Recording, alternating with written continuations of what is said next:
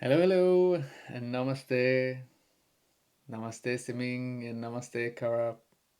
Thank you for joining me in this video about some yoga philosophy and Ashtanga yoga, or the eight limbs of yoga, which in essence is the heart of yoga. So it's the eight parts that constitute a systematic yoga practice. And you have, and most people have some insights into asana, which is the physical positions and movements we have in yoga. But there are actually a lot of other things which I will have a discourse on, or some videos about, to help you understand this process better. I will start with the first one, which is yamas, and I will just say the eight ones. So you have the yamas, which is the five attitudes to the outside environment. You have the niyamas, which is the five attitudes towards your inner self, how you treat yourself, you could say. You have asana, which I just described, is the physical part of yoga practice, where we clean and cleanse our body with physical movement. And you have the pranayama, which is the breathing exercises or life control exercises, which we control with our breath. You have the so these four are more physical. Then we go subtler and subtler. So now we come to pratyahara, which is withdrawal of our senses, or rather, maybe withdrawal of our focus from outside to inside of us, so we don't focus as much to our senses. So when you start to focus into your meditation practice, your awareness of sounds and etc. can actually just be removed, or they are there, but you are not paying attention to them because you are so focused inwardly. And that is pratyahara, that is the start of the next one, which is dharana. And dharana is concentration. So that is when we concentrate, focus on one thing at a time, and start to get a flow of attention towards that object. That is concentration. Dhyana, which is meditation, is when we have had this concentration, dhyana, for a prolonged state of time, we get into a state of meditation, which is deeper concentration, and you get a connection with that object of focus and concentration. That is meditation. And if you have that for a prolonged time, you come to the eighth step, which is samadhi, bliss. And there are different levels of samadhi as well, but I will not go into them. But this is the parts where we go from.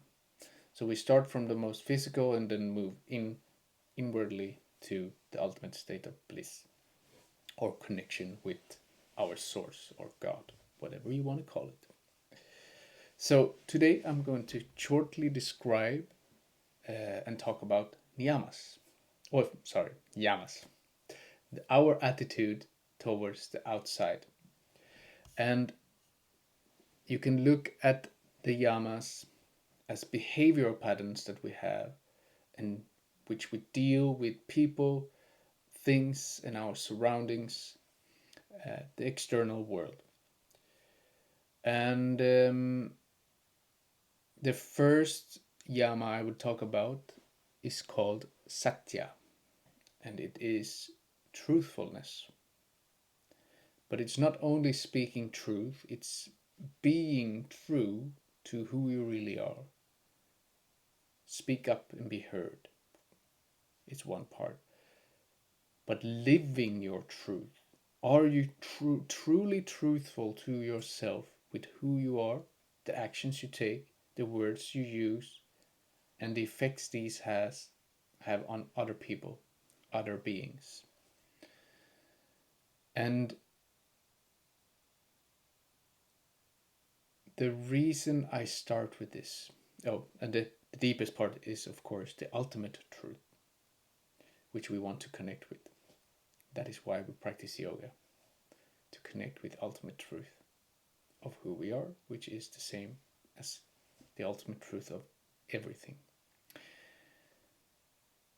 according to yoga. So why do I start with this?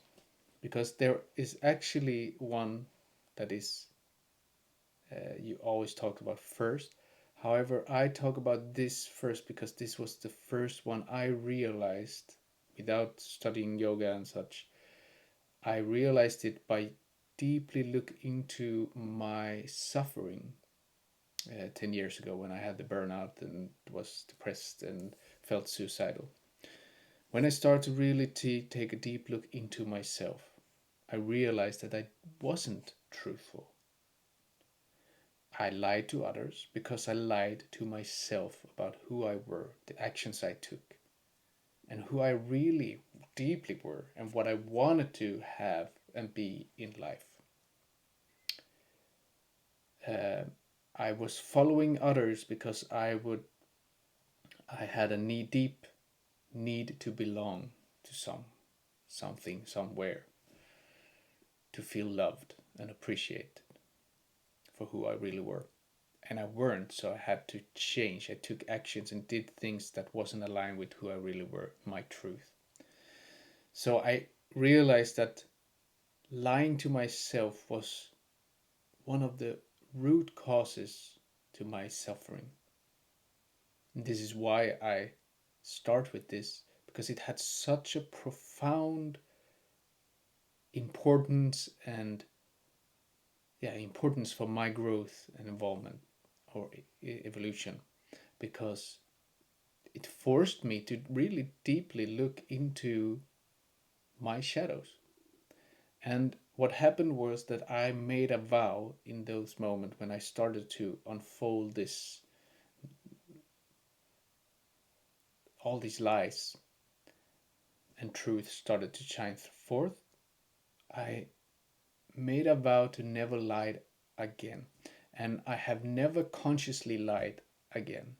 Sometimes my unconscious pattern of behavior tell us a lie, or rather, I tell something with certainty which I'm not certain of, which to me is a lie.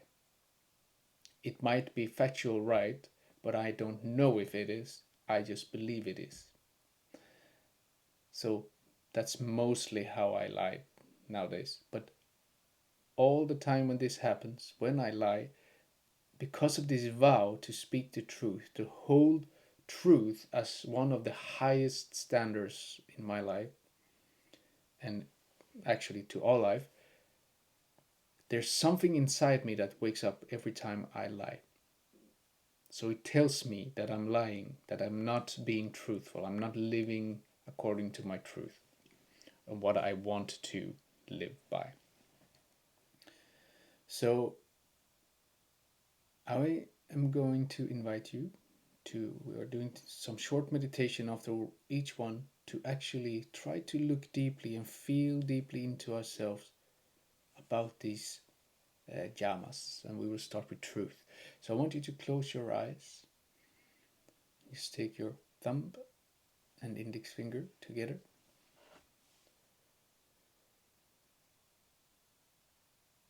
And just deeply feel into yourself, into your heart. Are you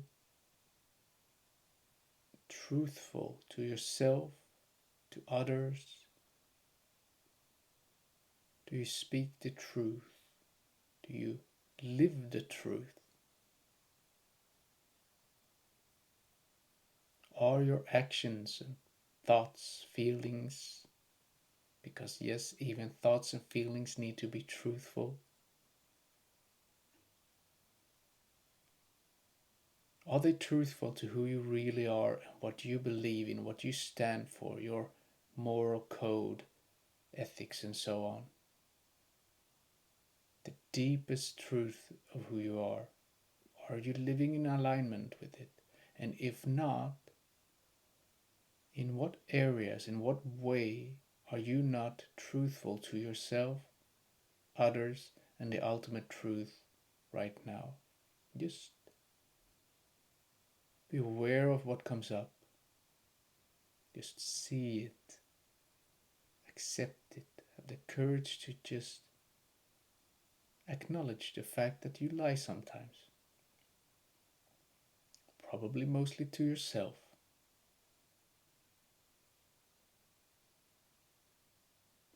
Maybe about not being truthful to what you really want in a situation, letting other dictates what's going on in your life.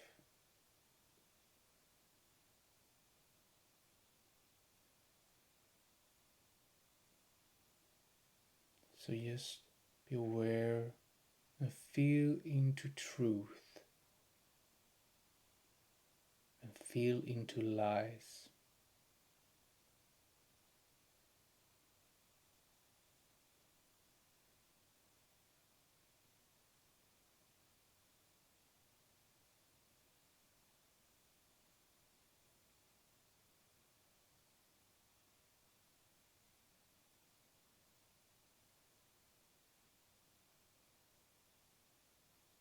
Now, if you want, you can pause the video and keep doing this if you feel inclined to do so.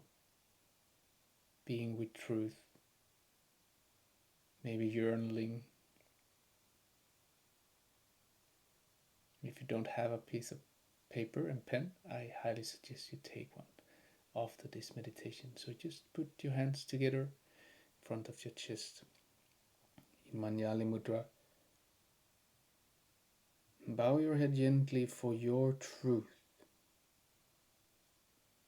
The truth of who you really are. Whatever that means to you. Align your action towards that truth.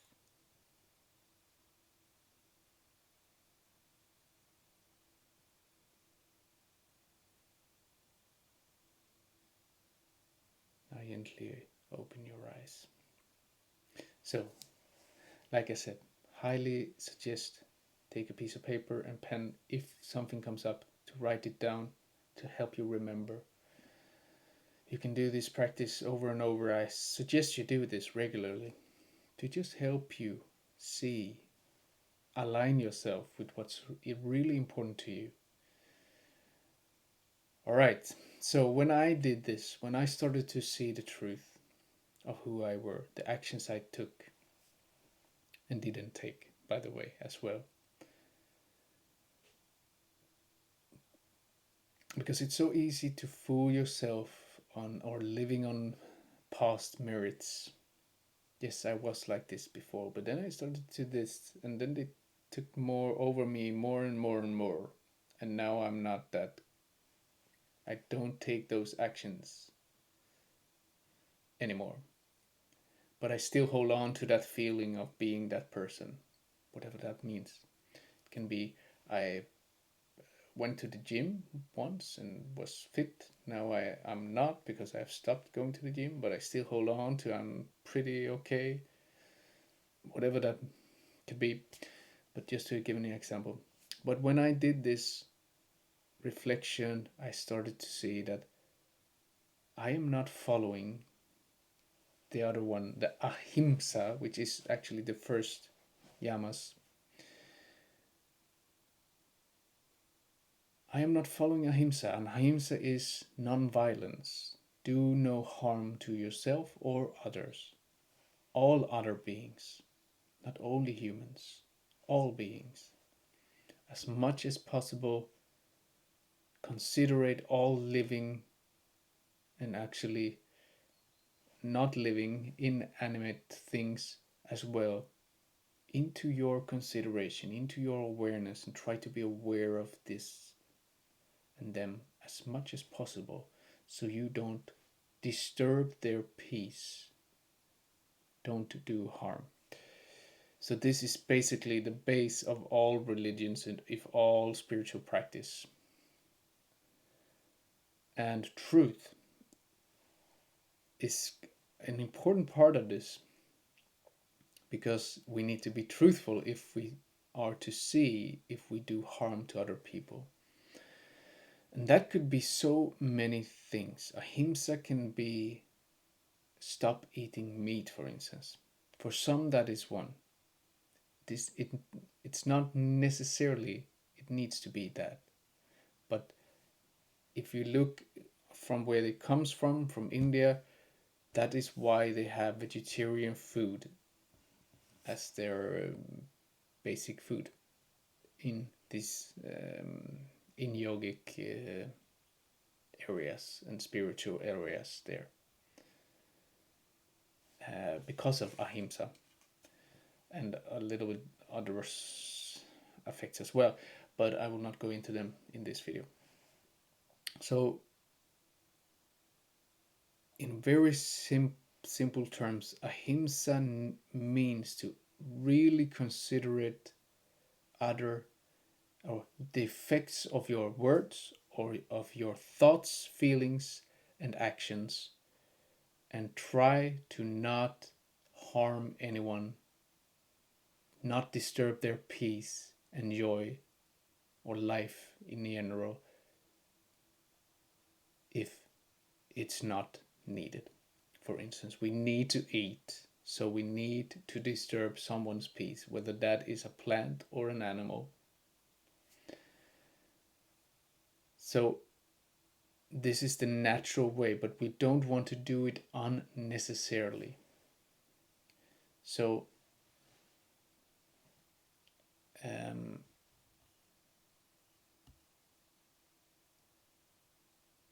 yes, just feeling into what I want to say about it more, and it's quite it's obvious, but it's not as obvious that as we may think, because our thoughts is energy. So our thoughts actually hurt other people when we think hurtful thoughts about them. Don't want to alarm you too much and stress you up, but this is the truth. So we need to start to be mindful of our thinking, our feelings, and our actions as well. This doesn't mean you need to be all. It just means that you need to be start to become more and more aware of negative thoughts that you have about yourself and others. Judgment, criticism for yourself and others. All these things can easily you can get rid of this more and more by just paying attention to what we feel, to what we think, pay attention to what we actually do, because you will feel when you do something you shouldn't, something that is not aligned with ahimsa. When you take ahimsa, non violence, non harmful consideration to others, when you take this and truth into your heart and really try to live by this, you will naturally get a detector that will help you align with those two principles of life. They will guide you towards being more kind and loving. It doesn't mean you're not kind and loving already, but I'm quite sure that there's parts in your life where you are not following ahimsa, where you are not truthful, and all the rest we will go through. So let us take our palms together in front of our heart. Close your eyes gently and just breathe and feel, observe. Reflect, feel and reflect inward on ahimsa. Are there areas in your life that comes up where you are not following ahimsa, where you are disturbing someone's peace, or maybe even hurt them somehow, doesn't make you a bad person, doesn't make you an evil person, it just makes you human. So try to have the courage to just face your shadows. Be truthful with the actions you have or take, the thoughts and emotions you have.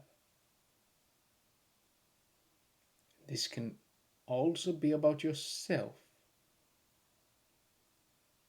Are you kind, loving, and considerate towards yourself?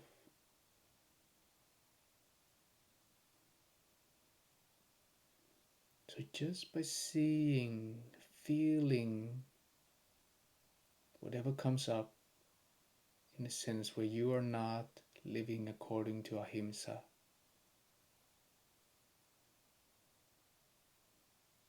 just be present to it, feel it.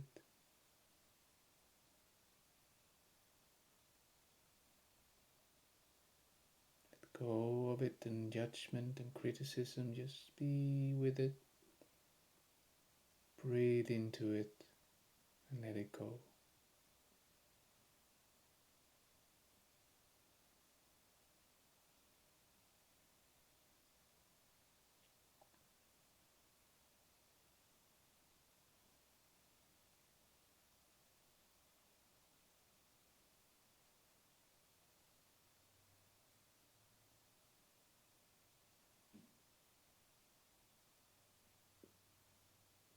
Like I said before, if you feel you need to stay in this, just pause the video and stay with this.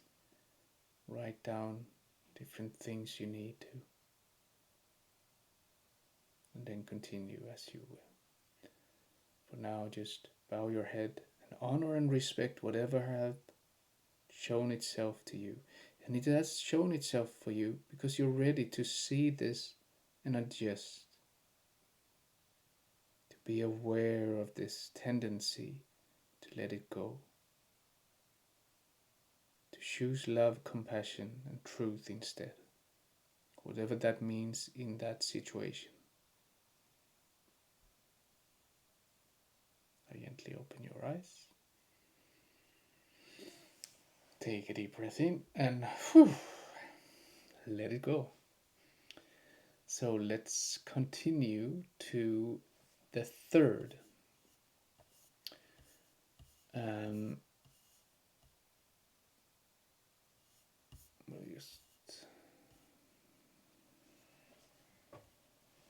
the third Yamas is Asteya, and it means non stealing, to not take anything that isn't yours to take. And that could be things, it could be time, it could be energy. So by being in a certain way, you might steal other people's energy. You will disturb their peace, which is, in a sense, can also be asteya. You're taking energy. And this is the deeper parts that are a little bit harder to see in our lives.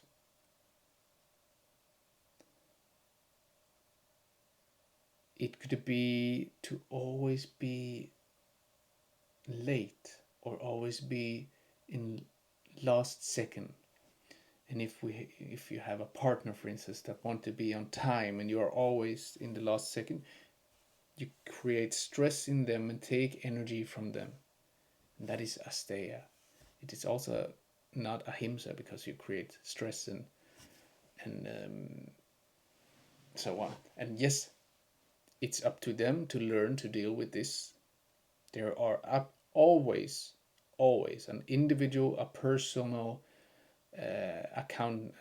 accountability for everything. However, when you are more aware of your actions and there's a possibility for you to not do in a way or not be in a way because you don't have to be it or have to do it. You don't have to be late all the time. That's an unconscious choice by, for instance, like for me, I did, I could be in time. I can be half an hour in time, but then I start to do something and then I would end up late anyway. So that's a unconscious choice to start that thing. If I'm conscious, I don't start that thing. Or I make sure that I'm leaving in a certain time. And I use this example because it's a really powerful tendency in me that I consciously all the time need to be aware of and work with and find ways for me to not get pulled into something, because I'm very easy to get pulled into something and just dissolve myself into whatever I'm doing, which is a gift but also curse when you are uh, living in time management with other people.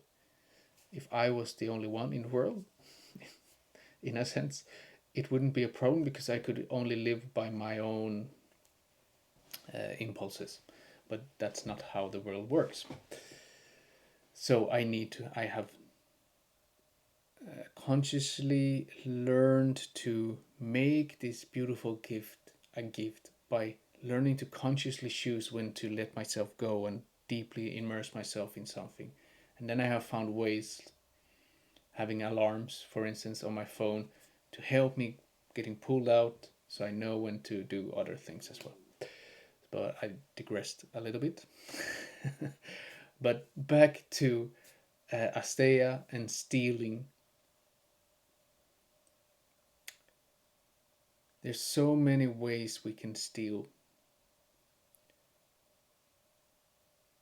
We can take maybe an extra thing, piece of paper or pen at work, feeling that we are entitled to it because we work so hard or late or whatever. And that might be true, that you're in a sense entitled to it or you are worthy of it. However, if not, nobody has told you that it's okay for you to do that, then it's stealing. And I hope these examples jog something in you to that you can apply them, take these principles and apply them into your life, that they are so they are individually adapted to your life situations. So let's connect with ourselves. So you can just have your hands together like this, thumb together, down in your lap.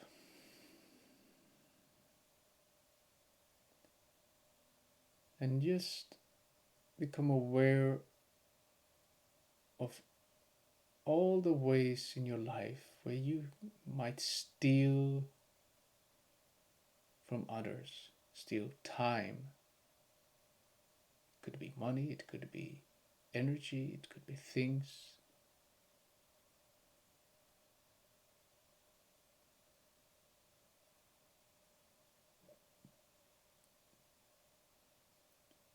Just let the things come up that comes up, that you're ready to see and let go of. And you let go of it just by becoming aware, just by noticing and seeing it, and keep noticing the sensations of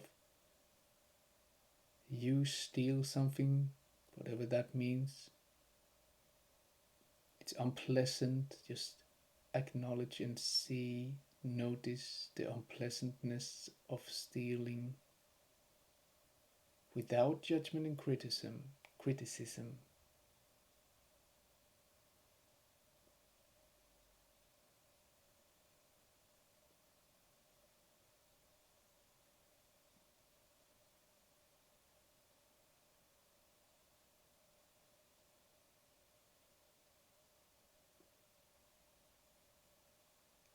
Where in your life do you steal, take things that isn't yours to take?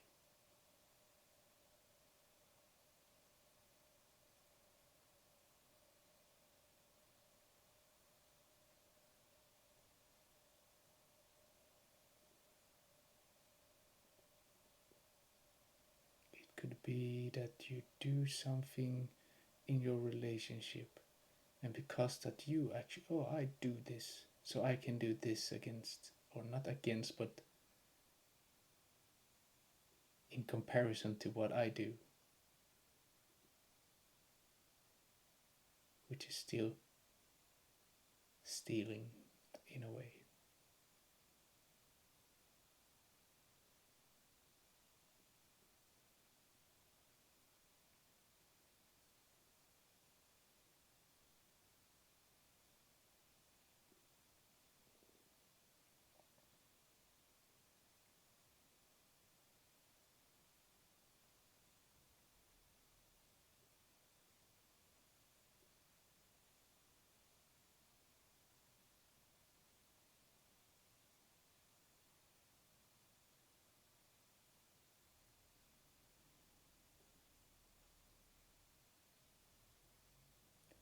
Take both of your hands together in front of the chest.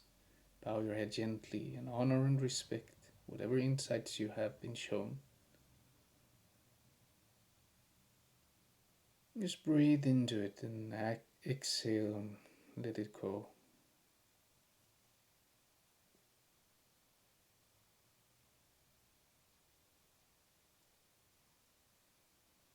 And gently open your eyes. Let's continue to the fourth. And the fourth one is brahmacharya or brahmacharya. And the meaning of brahmacharya is to focus our energy, our attention towards the highest, the ultimate truth, the ultimate goal, which you could call God if you are religious. You can call it different ways of God, but you can also call it the highest self, your highest truth, your highest expression. Whatever you want to call it, brahmacharya is when we start to think and feel and act in alignment with that highest goal. So everything I do, say, and think, I try to align it with this highest possibility for this life, and you for your life, and that is the same for all life, which is love, compassion, truth, and so on. But it is to start to let go of the importance from outside sources, accumulate wealth, accumulate things, accumulate friends. I'm not saying to disregard of all these, not at all. But brahmacharya is when you start to prioritize your evolution, your spiritual evolution more. And this naturally will draw in your energy and actions and thoughts and emotions towards yourself and the highest as you go. It will not be, for most people, it's not just and then you are a nun and a monk. For some, it go to that far. In one sense, it was so for me the first couple of months from when I am 10 years ago.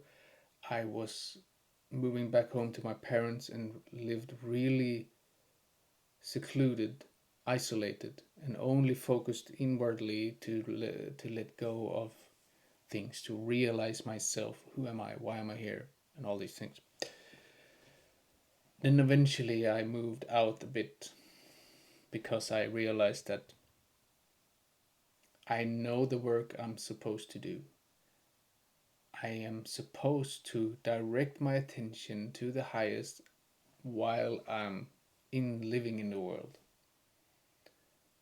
while I'm fulfilling some needs, and this focus leads us to not invest time, energy, and money into things that isn't fruitful for our own growth, which means it's not fruitful for other people's growth and the growth of this world. So eventually, brahmacharya leads to you being more helpful for everyone. Um, it could also mean celibacy, to save your sexual energy, to transform it to, or transmute it, transform it into spiritual energy, which help you grow and evolve. Um, but as a household yogi, it means more that you are not spending your energy, whether that is sexual energy or just energy in general, on the things that isn't fruitful. So you are trying to uh, consciously live a simple yet powerful life that are directed towards the highest. Um, which could mean not going to social events all the time, to start to really say no for some time, which you probably already feel might be something you want to, but you don't have the courage to do it because what other people might think and what's socially acceptable and not being or feeling weird and so on and so on. So let's connect to brahmacharya, the highest, and see, reflect, and feel into ourselves where in our life are we not living in alignment with our highest best? Where do we have habits? It could be eating habits, sleeping habits, and so on. Where we are fuel our lower parts, lower desires instead of the highest desire. So take the thumb and long finger together and just close your eyes and deeply, deeply feel and reflect into yourself. In what areas in your life are you not living in alignment with your highest potential?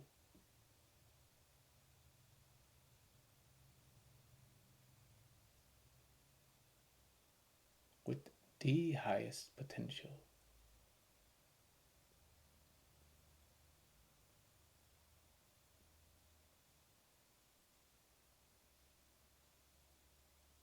Just see what comes up.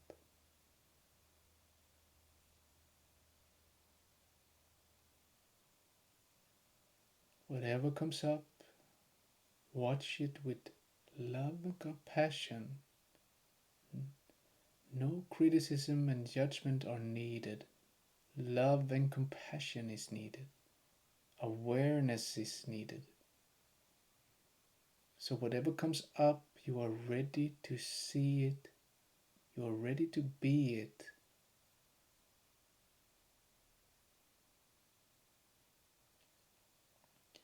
So, you can fill it with love and compassion.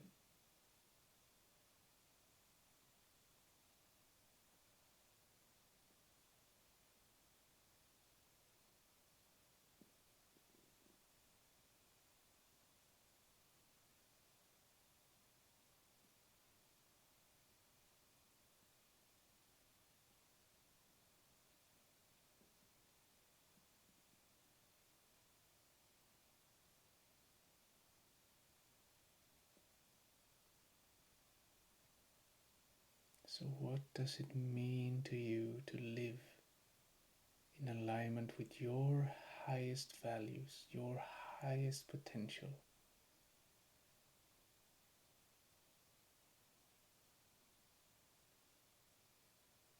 or alignment with God,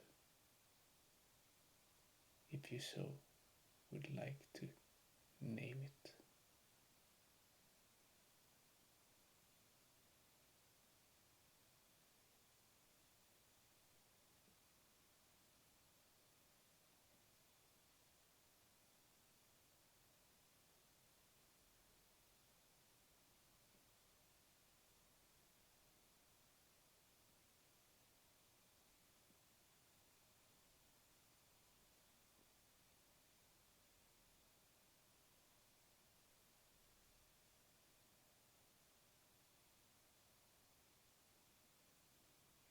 And take your hands together in front of your heart.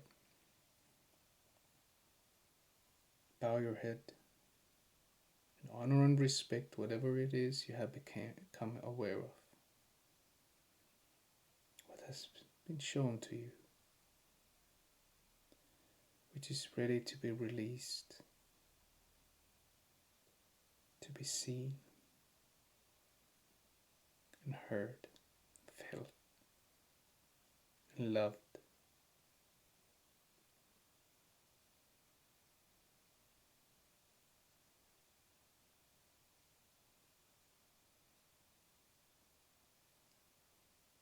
And then you can gently open your eyes.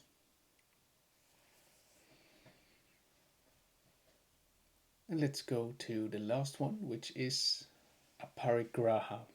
And aparigraha is dealing with greed. It's when we take something that isn't ours to take, whether that is time, whether that is energy, money, or things. It could be taking more than we deserve. And this is, for instance, to give you an example, when you help somebody that has a problem, that has a suffering, and you relieve them of that suffering somehow, whether you give them advice or give them some money or help them in some way, and they become so grateful that they want to give you more than you gave, more than you deserve. And if you take that, that would also be a paragraph. So we need to be aware, we need to be conscious of not taking or giving too much. Because it can also be giving when it's not needed or not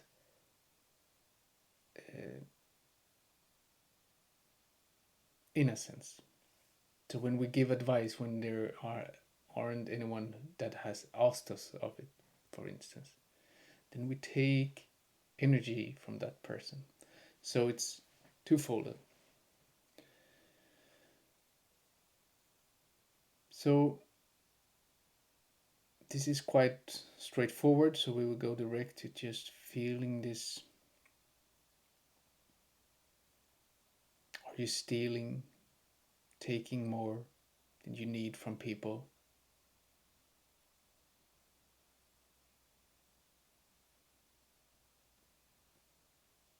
So you can take your hands into prana mudra, thumb, little finger, ring finger together. And just deeply feel and reflect into the non-stealing aparigraha. Are you taking more in your life in some areas to some persons? Are you taking more than is yours to take?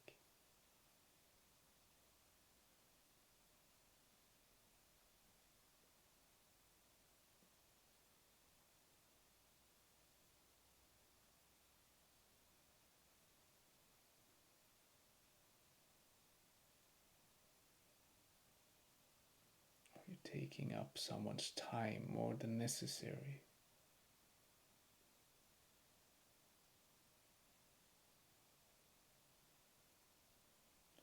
Are you taking someone's energy in some way more than necessary?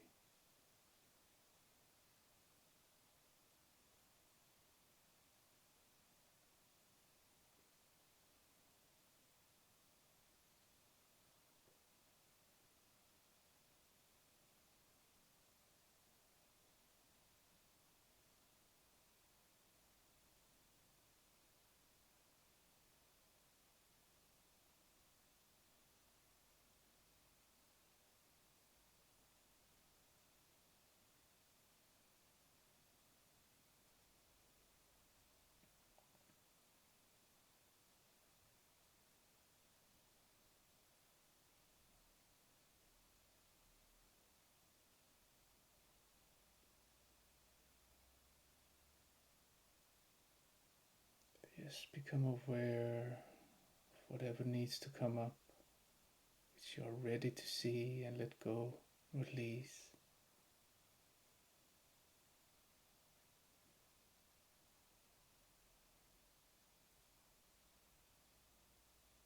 Take your hands and put them on your chest, on your heart. It could be one hand, left or right, or both hands. But just have them on the center of your chest and your heart.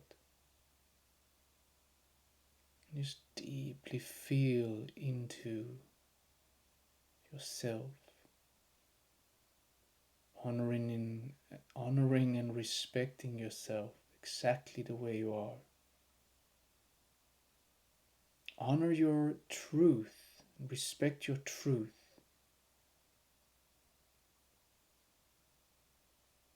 Honor and respect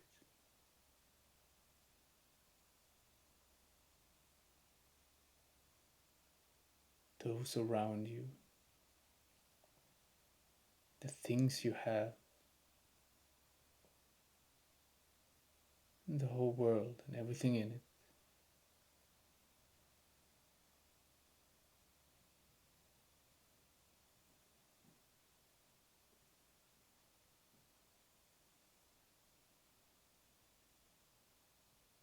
Now gently open your eyes.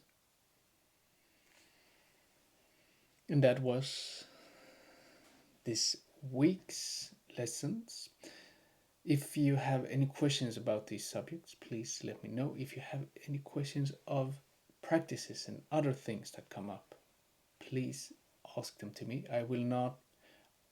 I might not reply during my stay in on my yoga retreat. However, I will as quickly as possible answer them.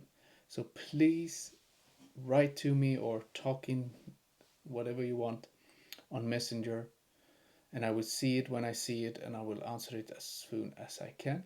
If I know myself, I will probably answer them while I'm on the retreat, because I will probably not be able to not do it.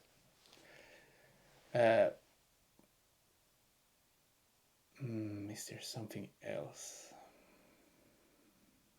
No. So this was the 5 first rules of engagement, you can say. The attitudes towards the outside or external world. And this is not something you can practice in itself in that sense. It's something that awareness will light up for you. Like the practice we did now, you become more aware of things where you are not living according to these 5 principles. And that helps you start to do it. But you cannot practice being truthful in that sense. It's a natural effect of you practicing asana, pranayama, and becoming more and more self-aware. So we practice these different things to become more self-aware, and the more self-aware we become, the more we live according to these principles. But knowing about them will definitely help you see this, think of this, become more aware of this in your everyday life. Oh, now I stole this person's energy by doing so. And you start to see these patterns in you, and you start by seeing them, you start to by seeing them and not judging and criticize them, or judging and criticizing yourself for judging and criticizing them. By just seeing them, it's just a pattern of behavior. You are not, your worth is not attached to what you start to see, those patterns. You are an amazing, powerful part of spirit, or spirit. You're actually the whole spirit, but still, to talk about it in a more uh, understandable way, there's nothing wrong. You are completely full and whole. So these patterns are not a problem, you just need to see them. Just become aware of them. And you become aware of them as many times that you have to. Because as you become aware of them and keep noticing the motion of that pen, you will start to release it and you will start to act in a different way that is more suitable to that situation and that is aligned with that Brahman, Brahmacharya, that source which we all are.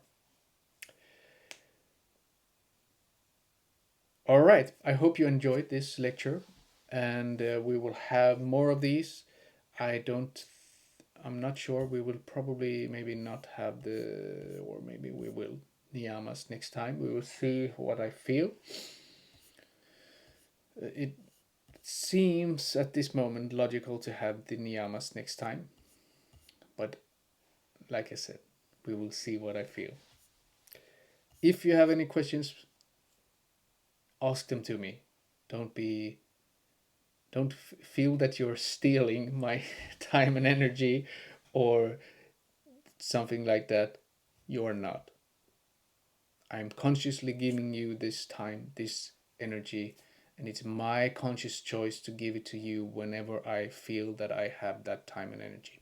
So that's not up to you. So please ask questions. All right. I wish you a fantastic week and a fantastic practice for you. I hope you go deep and stay deep and sending you love and compassion. So have a beautiful week and talk to you soon. And if you have any questions, let me know. Namaste to both of you. Namaste Siming and Namaste Kara.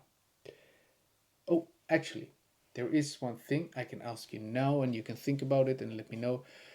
I am already starting to plan to, if I'm if you want to, I would love to continue next year with this course, keep going as we do once a week for the whole year. And if you would like to join that, I would love to know. I might it might be soon to you for you to know, but uh, if you don't want to join, I will do another thing. We can work something else out if that's also one way. But I need to start market this course next year if I'm going to have one, so I can get more attendance to it as well. Not only you two beautiful souls. But otherwise, I need brahmacharya. I need to control my energy and fit it into where it's most needed. And if you're not up to this course, if you don't feel it has been worthy of your time and energy and so on, then I would like to know. And I would also like to know if it is worth your time and you want to continue. Because then my plan is that we will have approximately 10 months of training and practice. I will have some time here and there where I will be off, but the the idea is that we go on for a whole year, sort of, but we have some holidays in between here and there.